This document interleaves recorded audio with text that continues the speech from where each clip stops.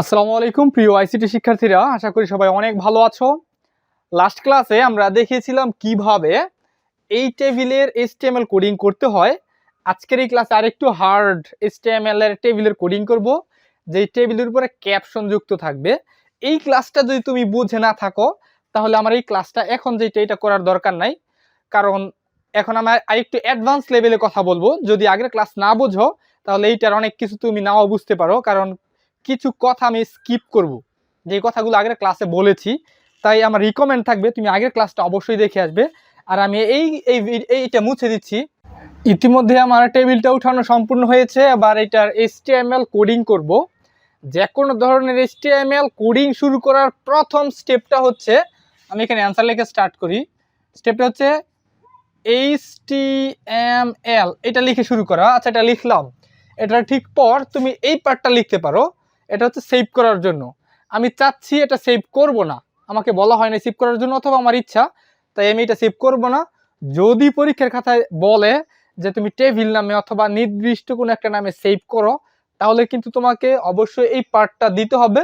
আর সেই নামটা শুধু এবিসির জায়গায় বসায় দিলেই হবে। যেহেতু আমি সেভ করতে চাচ্ছি না, তাহলে এটা স্কিপ করে যাচ্ছি, এইটার কাজ করব। তাহলে কি শুরু হবে? বডি। তাই এখানে আমি বডি শুরু করি, BODY, বডি। বডি শুরু করলাম। বডির ঠিক পর কি শুরু হবে? এই যে ডট ডট। ডট ডট মানে হচ্ছে টেবিলের কাজ। তাহলে টেবিলের কাজ কি? এই যেহেতু টেবিলের কাজ করব, টেবিল বর্ডার 1 আমার লিখতে হবে। TABLEBORDER, টেবিল বর্ডার কোটেশনের ভেতরে 1 লিখলাম।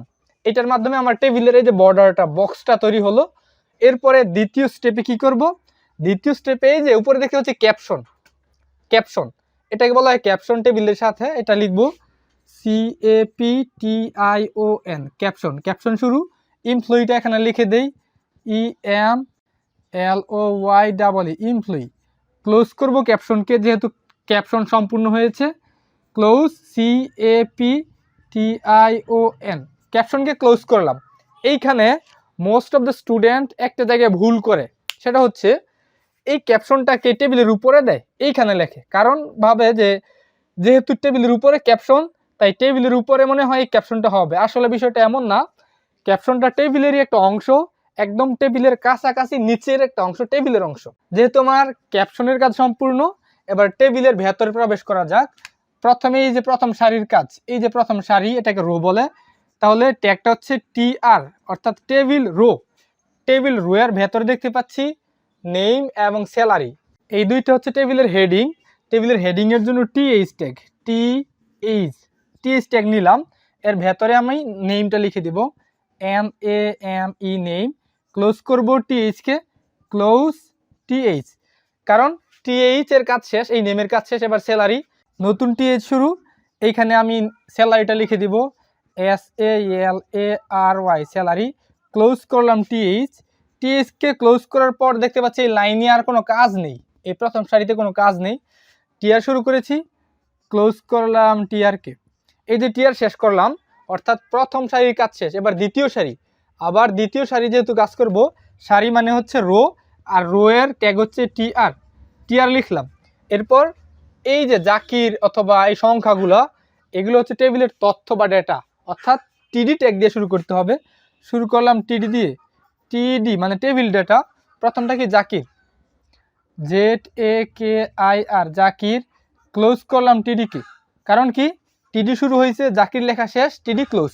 এবার দ্বিতীয়টার কাজ স্যালারি। স্যালারির কাজটা আমি এই পাশে করি, এই পাশে, কারণ নিচে আমার জায়গার স্বল্পতা। আবার TD শুরু হবে, আমি শুরু করলাম TD। এই যে TD শুরু করলাম, এখন স্যালারির সংখ্যাটা কত? 30,000। আমি এটা লিখে দিলাম। এখানে ক্লোজ করলাম TD, ক্লোজ TD কে ক্লোজ করলাম। এইবার পরেরটার কাজ দেখো, এই লাইনের কাজ কিন্তু আমার শেষ। এই সংখ্যাটা যেহেতু উঠাইছি, লাইনের কাজ শেষ, তাই এখানে TR শুরু করেছিলাম, এখানে ক্লোজ করতে হবে আমার TR কে, ক্লোজ TR, টেবিল রো। নতুন টেবিল রো শুরু হবে।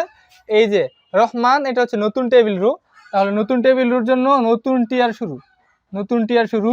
আবার TD, অর্থাৎ টেবিলের ডেটাটা লিখবো। ডেটাটা কি? রহমান। লিখে দেই RAHAMAN, রহমান লিখলাম। TD শুরু করেছি, আমি ক্লোজ করলাম TD কে। এবার দ্বিতীয় টিডি শুরু হবে।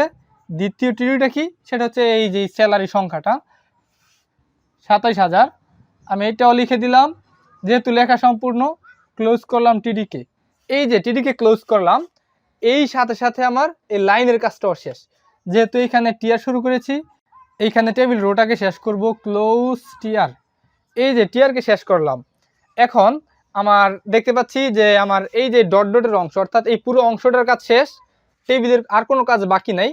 এইখানে আমি শুরু করেছিলাম টেবিল বর্ডার 1, অর্থাৎ টেবিল শুরু করেছিলাম। এখন টেবিলকে ক্লোজ করব, ক্লোজ টেবিল। এবার ক্লোজ করব কাকে, বডিকে। বডি শুরু করেছিলাম, এই যে বডি শেষ করেছি, ক্লোজ BODY বডি। এবং ক্লোজ করব কোনটা, HTML, ক্লোজ HTML। HTML এর প্রত্যেকটা ট্যাগ ক্লোজ করতে হয়।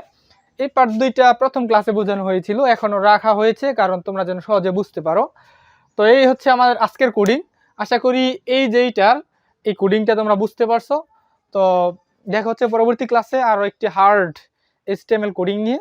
আজ এই পর্যন্তই, আল্লাহ হাফেজ।